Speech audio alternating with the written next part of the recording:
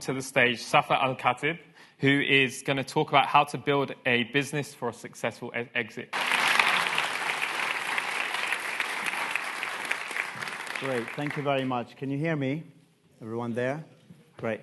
What a wonderful conference this has been. I think it's been really, really amazing. I've been inspired personally to see, sometimes in tech, especially if you don't work in London or places like that, you just think you're the only kind of Muslim guy around, and it's just to be in this venue and to see this incredible talent around the room. And that last panel was, where did they go? We should have had them come right at the beginning, because I want to grab each and every one of them, connect with them, and interact with them, because they were really, really amazing.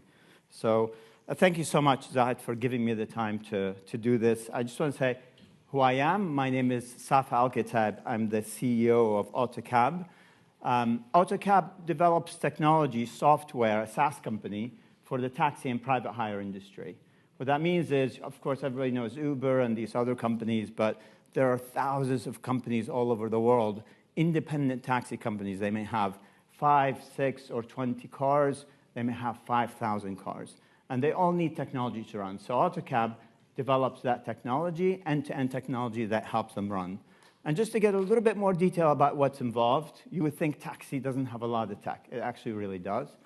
Part of the components of what we do are technology in the hands of the driver, so they receive jobs. There's also white label apps that our customers give to their own clients, so then they can book with them. There's also a dispatch system that finds the best driver and matches them with the best, with the job that they need to be connecting to, and all that happens automatically. There's also an accounting package that figures out what each and every driver should be paid at the end of the week.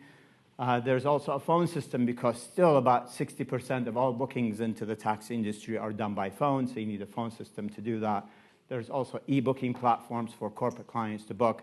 On and on. There's a lot of technology that's involved with that. So Autocab today actually is headquartered out of Manchester. We have 40% market share here in the UK, and we also operate in 30 countries around the world. But of fact, about 100,000 drivers use our technology, and each and every day, 600,000 to 700,000 bookings go through. People move from point A to point B using our technology. Autocab was actually, although we provided technology for people who compete with Uber, and I'll tell you how as I talk today. Actually, Uber acquired Autocab 18 months ago through a pretty good exit, and so we are now a wholly owned subsidiary of Uber. Woo!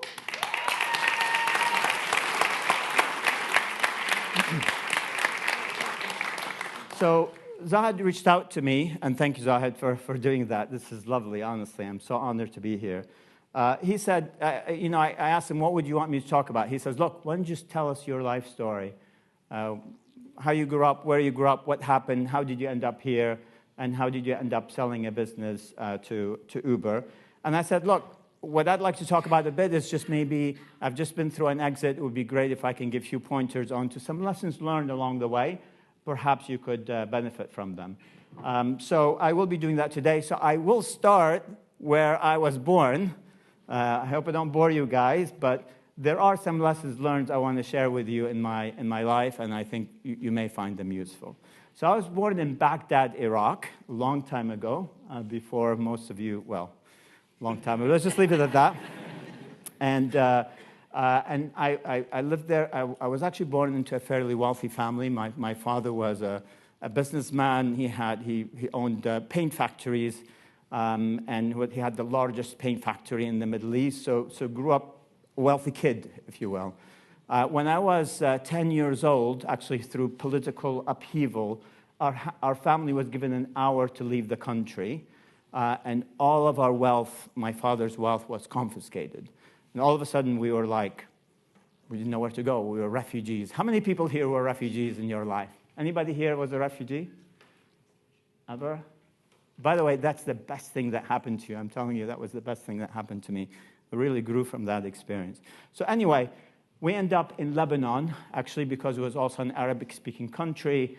I was 10 years old. I got into school, and of course, in Lebanon, they speak French in school. So I didn't know anything about French. I had to learn that. was just getting settled down about a year and a half into that, and guess what happened? Well, you probably don't know. Most of you were not born there. But Israel invaded Lebanon in 1982.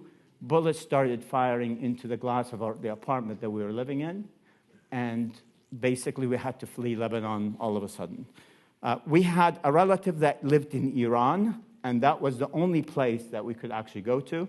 So my father took us to Iran, and I ended up going to school there and learning Farsi, believe it or not, which is, of course, another language that I didn't know about.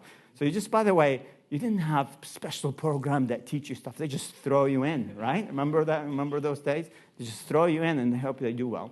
So anyway, so I did that, and I was really making a lot of friends. It was really good. And I remember that summer, actually, I was about 13. There's this big bazaar, like in all these Muslim countries, right? You have that traditional bazaar.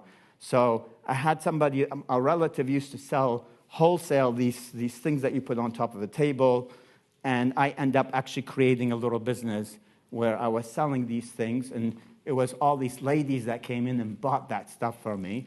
I was really cute, 13-year-old, right? So I used it fully to my advantage because they had big shops there with storefronts selling the same stuff, and I would undercut them. But they all came in, thought I was really cute, and I was like, yeah, and I really outsold them. And I'll tell you why this is important in a second.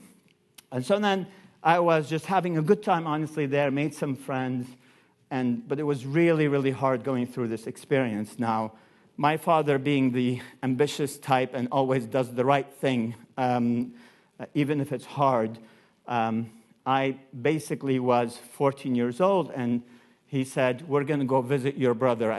It's too much detail, but my brother, who was 18, was studying university in America, in Florida. And he said, we're just going to go visit your brother. Maybe we take you there as well. And I was like, I don't want to leave that. No way. Well, he said, we'll just go visit him and come back. Of course, we went there to visit, and he says, you're not going back.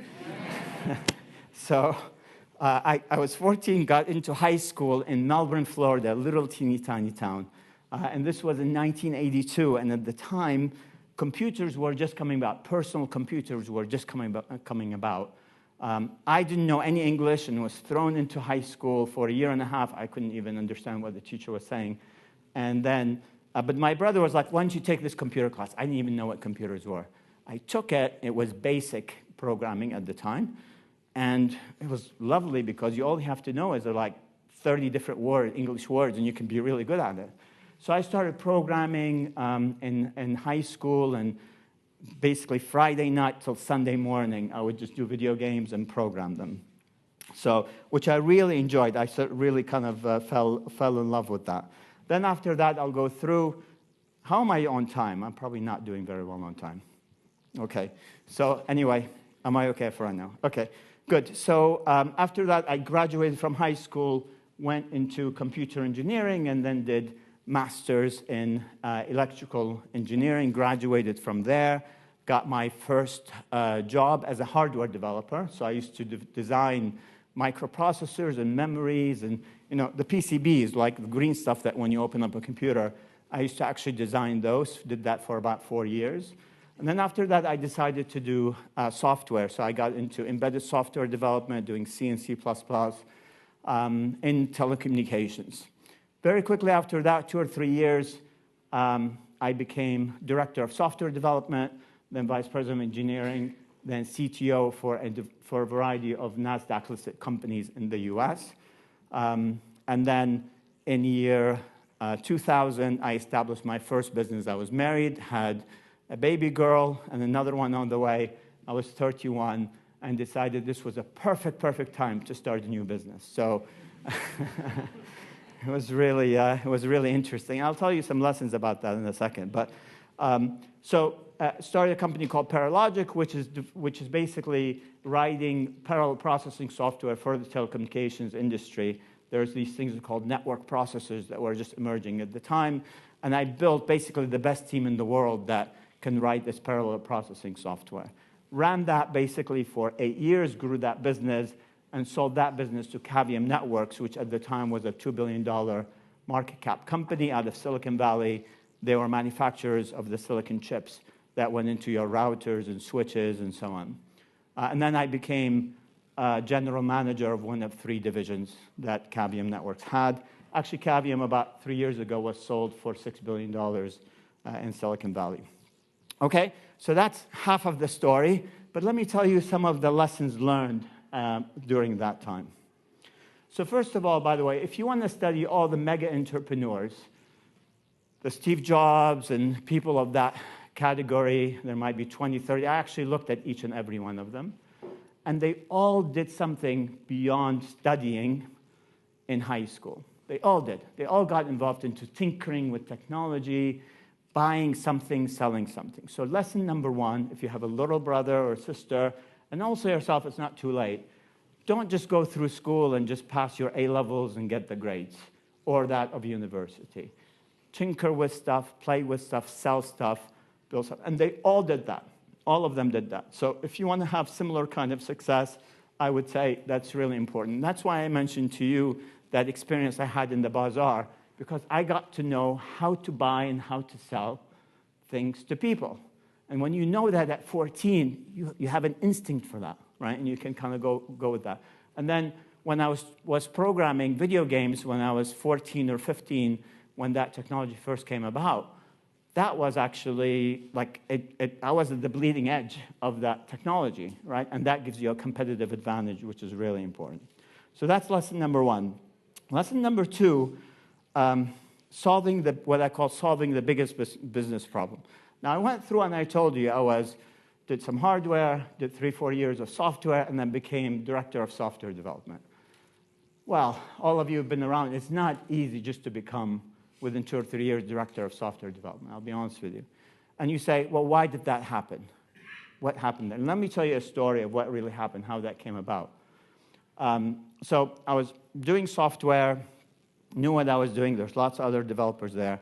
Our business got a customer, a potential customer, that basically was going to gave us the biggest order, about $5 million at the time, which is our biggest order that we've ever had. And the CEO of the business came to us and said, who can write this extra piece of software, because we have to demo something in order to get this deal to happen. And all the other senior developers, well, this is going to take 6 months, and it may be 8, and I can't tell you if I finish it in 8. And I said, I'll do it in 2 weeks, right? I worked like crazy, 8 a.m. to 1 a.m.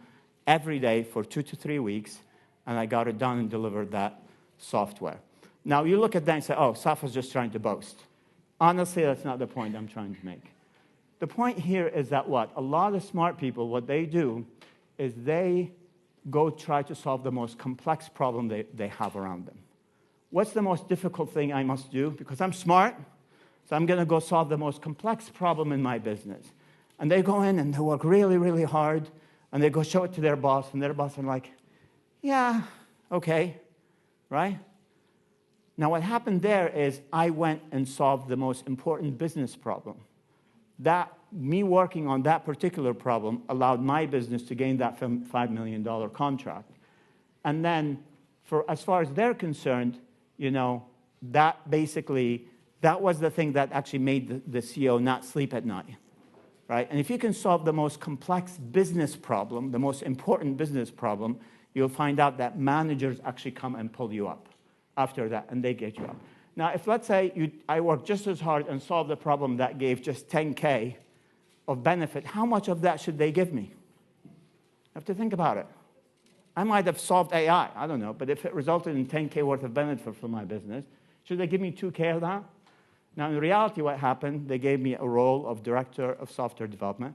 My salary doubled from 77K to 160K, and they gave me shares in the business, right? So lesson number 2 or 3, always focus on what makes the CEO not sleep at night.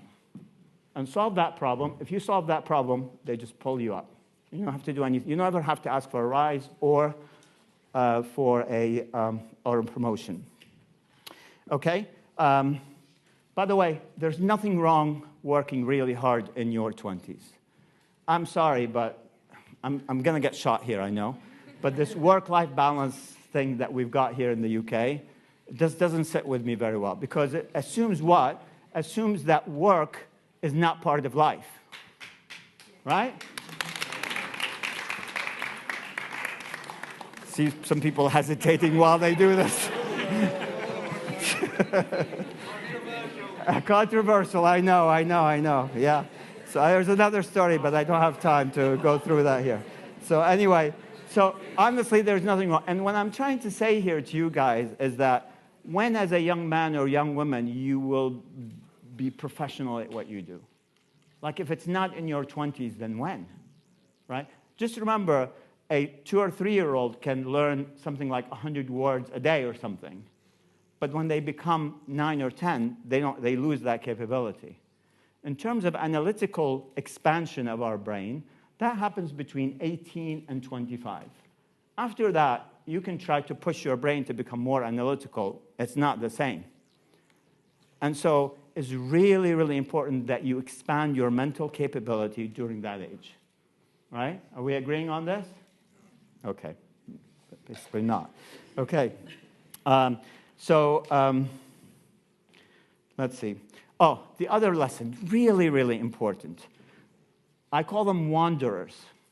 There's people who become developer, and they go C# this to C# that, and then just stay with that forever. Or marketing this or product this.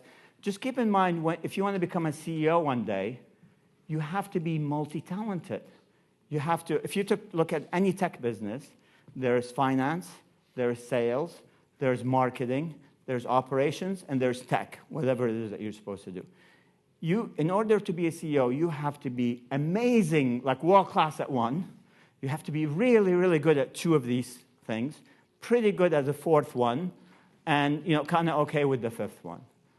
And so people who succeed is in their late 20s and early 30s. They wander a bit. What that means is you're doing one thing, you're going to switch and do something else. Maybe do sales, do marketing, go back to tech, vice versa, do some product. Now, they look to you, meanwhile, as not going anywhere because they're staying flat, because no one's going to pay you a lot more to go do something that you haven't been doing. But it's really, really important that you wander around, do different things, because once you do, then you're preparing yourself to have those skill sets so you can be a leader, a tech leader later on in your career. Okay? Enough lessons for this stage. That's good. So let's talk about the next stage. So I had just sold a business. I was there for 3 years at Cavium Networks, being general manager of one of 3 divisions of a very large company. Honestly, life was easy. It was really good. I was living in America. And then something happened in my family where a relative of mine, unfortunately, who actually established Autocab some 30 years ago, it was 20 years at the time, came down with cancer and fell ill, and after 2 years passed away. So we're relatives. His family was like, you're tech, you know this stuff. This business, Autocab, which is in Manchester, may fall apart. It just wasn't prepared to be to run. So can you come and just do something, right? So I flew from America to Manchester, spent 2 or 3 weeks, and then came up with a plan. So we said, okay, I'm going to come, not tell everybody, not tell anybody really, but I'm going to come, be a CEO of this business, and spend about a year and a half, and we're going to sell it. Right? That was the idea. Now, at the time, although I've explained to you about Autocab, at the time, this was 10 years ago, the technology was very different. Right now, we're a SaaS company, all software, whatever. At the time, I want to explain to you, there was no cloud, really, reliable. So we had, every taxi company would have servers in their office, and we'd be installing those servers. They'd have an antenna on the top of their building to actually reach the communication with the driver. And we had custom piece of hardware that we manufactured that had to sit in every vehicle. And that was the state of mind for the technology at the time, right? So I came in and said, okay, great. So we have a business that was barely break-even. It was a bit loss-making. So let's figure out who can buy this business, and we decided that private equity is a good thing with this. And private equity, what they look for is profitability and cash flow. And we can talk about that later. We probably won't get the time of what they really look for. So I said, okay, great. All I've got to do is create about 3 million in EBITDA, and then after that we go to market, and we're going to get some 10x or 3x or something valuation, and then kind of go from there, right? And came in and did that, actually, right? We came in, did a cost reduction on the hardware, redesigned it, shipped it to China, manufactured in China, so that went right to the margins, and focused a lot on sales to grow the sales of the business. In a year and a half, alhamdulillah, we had 3 million EBITDA. We went to market, right? And then, boom, of course, these things that come at you out of nowhere that break your plans, right? So what happened at the time was 3G technology had just come out and become reliable, so you don't need those antennas to get to the car. The other thing that happened is cloud-based technology became reliable enough because it's 24/7 type operation, so you don't need servers at the office. You can take them to the cloud. And smartphones came about. They were about Android smartphones, about 100, 120 pounds each. So you don't need expensive piece of hardware that sits there, right, in the vehicle. Which means what? Which means then you don't need to be selling hardware. A competitor can come in and actually do a SaaS-based solution, software only. Software in the cloud, smartphones for the drivers, and rip out those antennas and then let 3G do the work, right? And that means basically the business model needed to transition from capital upfront to a pay-as-you-go SaaS type of solution. This is number one. The other threat is Uber had come into the market, and everybody was telling us your whole market is going to get destroyed. All of your customers are going to go out of business. So all of a sudden, no one would touch Autocab as an acquisition target from these private equity. And so then, okay, so let's take a step back. What do we do now?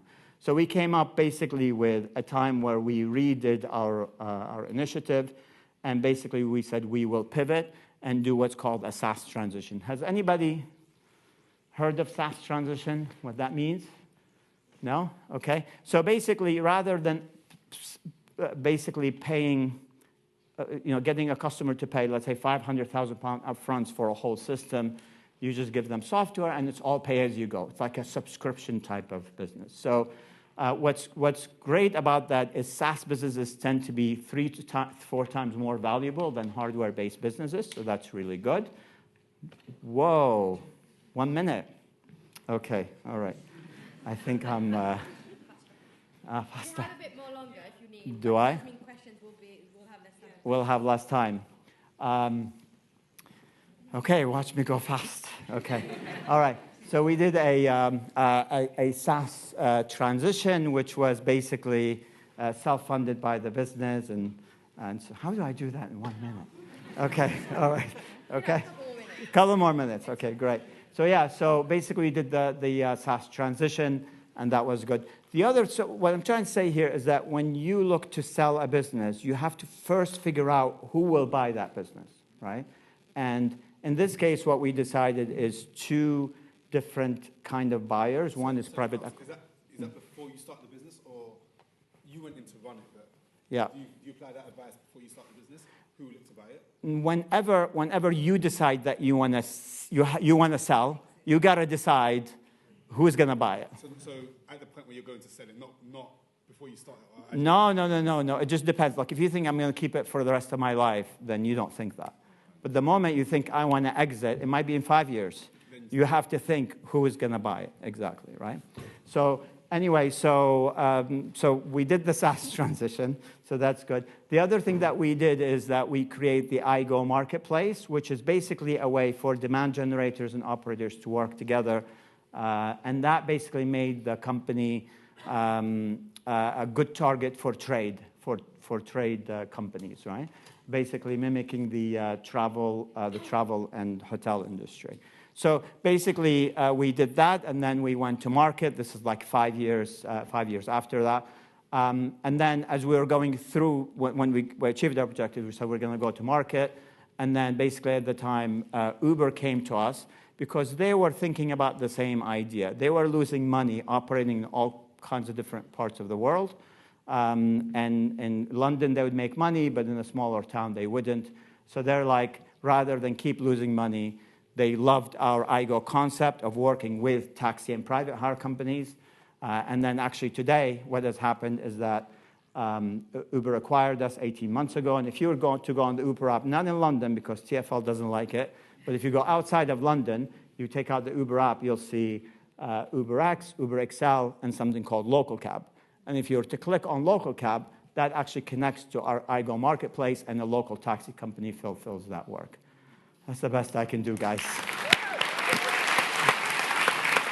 So, yeah. You want to do questions? 3 questions. We're doing 3 questions. Yeah?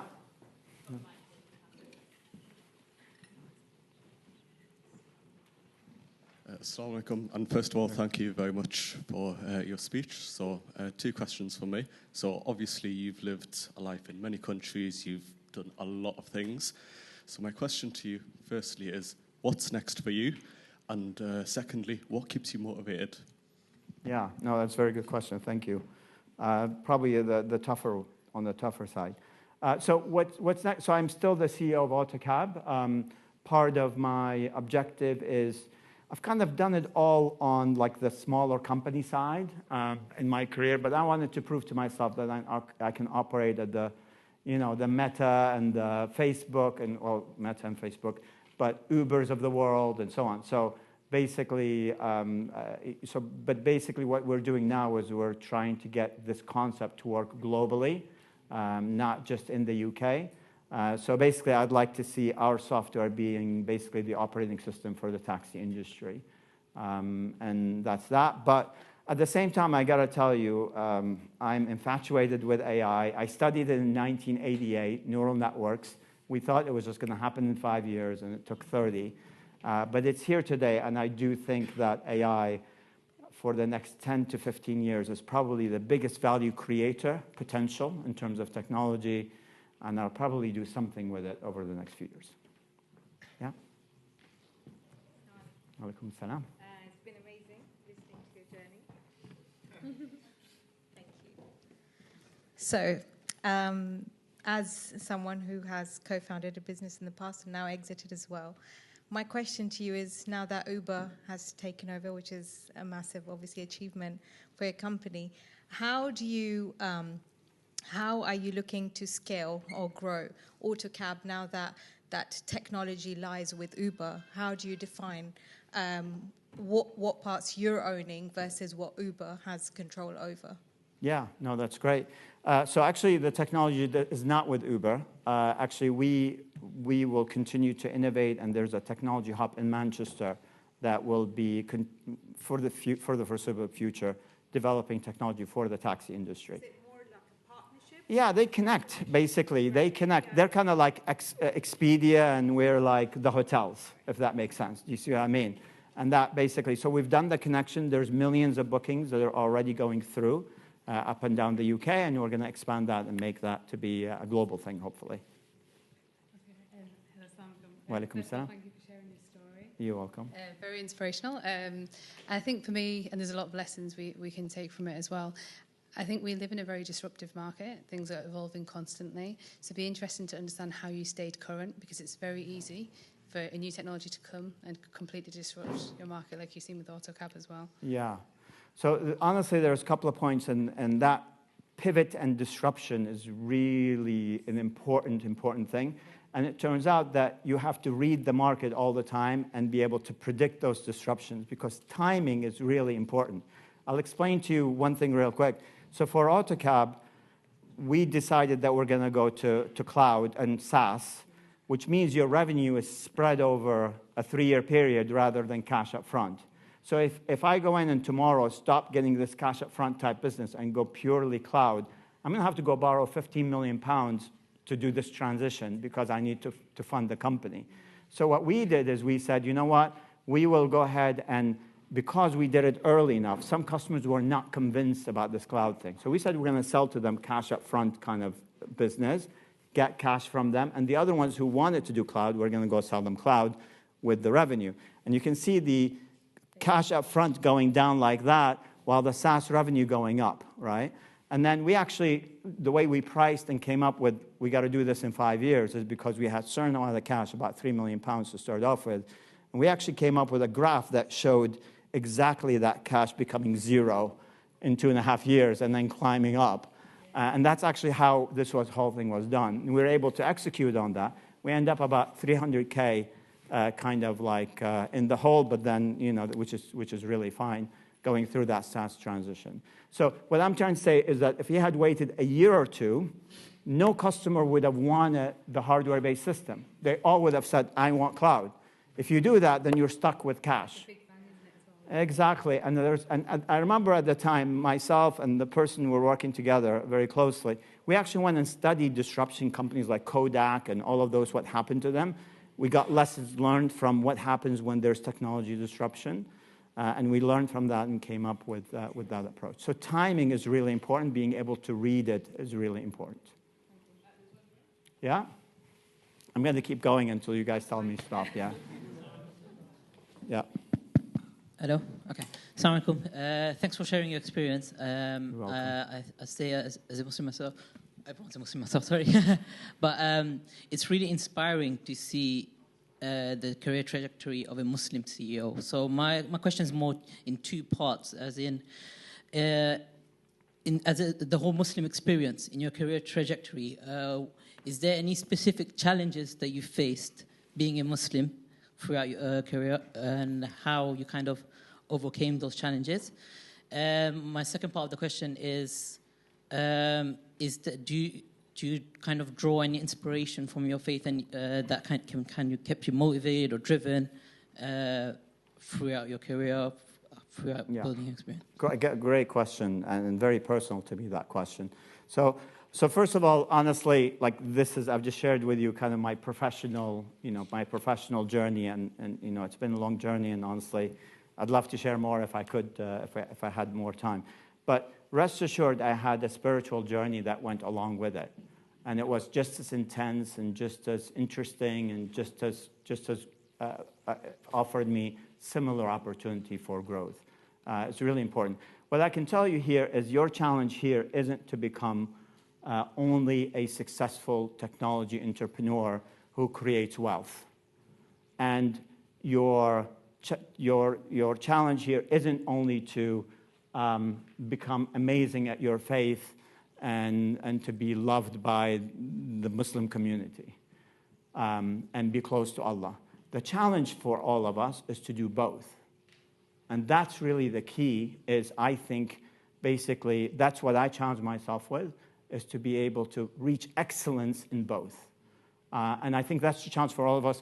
Growing up, people tell us, oh, if you want to be successful in business, you have to give up your faith because it's not practical, right? Or, if you want to be full of faith, then you can't succeed in business. And I'm here to tell you they are wrong. You don't have to do that. You don't have to choose. You can do both. And that is actually more enriching than any other experience. I'm telling you, it is very, very possible. Now, when you do that, you have to be a bit fluid, and you can't just follow what everybody in the community says. You have to have your own thinking of what is right and what is wrong, because lots of times the community makes you in a position where it's impossible for you to succeed in both, right? So you have to be your own mind to figure out what is right and what is wrong. That's number one. Number two, I got to tell you, success and failure, this is kind of from a Muslim faith perspective, if you ask me about that. Success or failure are two sides of the same coin. They really, really are for a person. I mean, we tend to think, oh, mashallah, here's this success, and as if Allah loves that person more. It actually has nothing to do with it. He doesn't care. He really doesn't care, right? They're both tests. They're just of different type, basically. And they're both there as a test to provide us for growth opportunity. So one person who has hardship, economic, that's a certain kind of test. The other test is to succeed and to make sure that that doesn't corrupt that person and take them away from their faith. And they are really, I'm telling you, God doesn't care if you're successful or not. That's not the point. Yeah? One more. Okay.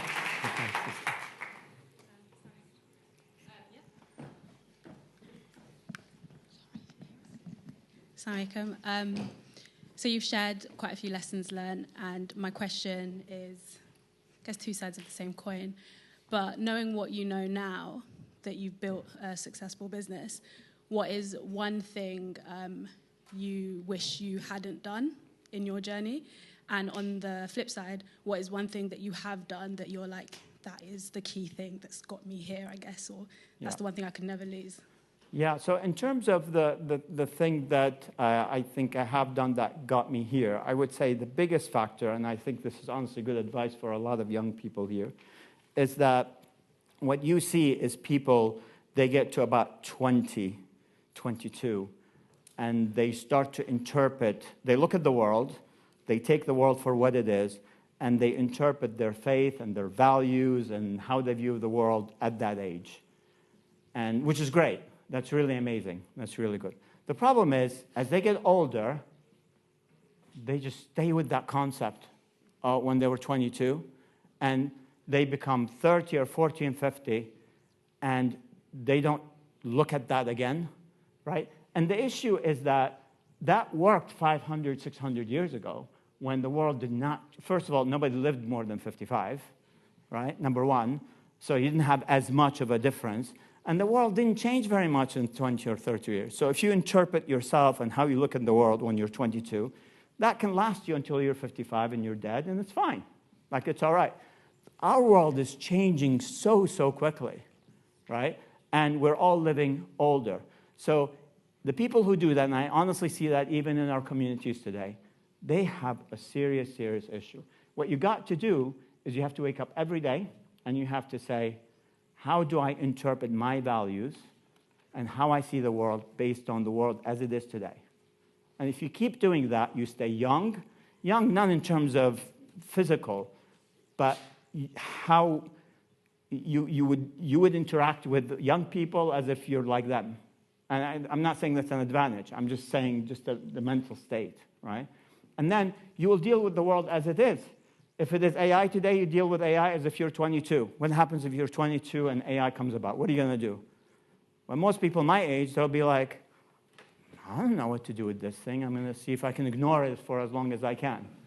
When in reality, you need to either be creating it or you need to be using it and being really good at it, for example, right? Does that answer your question? That is in terms of what I think that was probably the biggest benefit I had in terms of the way of thinking. Every day waking up and thinking, okay, if I'm 22, how would I interact with the world in terms of my values, in terms of business, in terms of social, all of those things. That's that.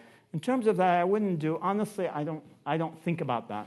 I don't, like, alhamdulillah, you know, whatever happened, whatever happened is for the best, so I don't waste time thinking, oh, I should have done something else.